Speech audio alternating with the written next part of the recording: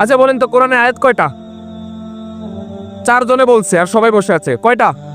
6666টা। আচ্ছা 6666টা আয়াতের মধ্যে আল্লাহ তাআলা কেন ওই আয়াতটাই প্রথমে নাজিল করেছেন? সূরা আলাকের প্রথম আয়াত নাজিল করে বলেছেন ইকরা বিসমি রাব্বিকাল্লাযী খালাক, পড়ো তোমার প্রভুর নামে। আল্লাহ তাআলা এই আয়াতে কেন নাজিল করতে হয়েছে প্রথমে?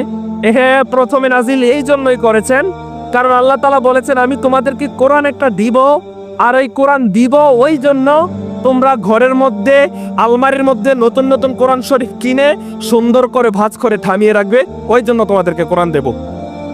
এটার জন্য না? ওয়াল্লাহ হ্যাঁ ভুল হচ্ছে।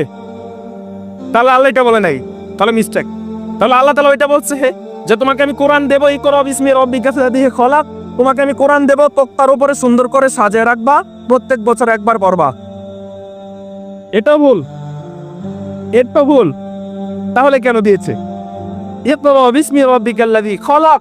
তুমি পড়ো কোরআন, যে কোরআন তোমাকে আমি দিয়েছি, তোমার প্রভুর নামে তুমি শুরু করে পড়তে থাকো কোরআন।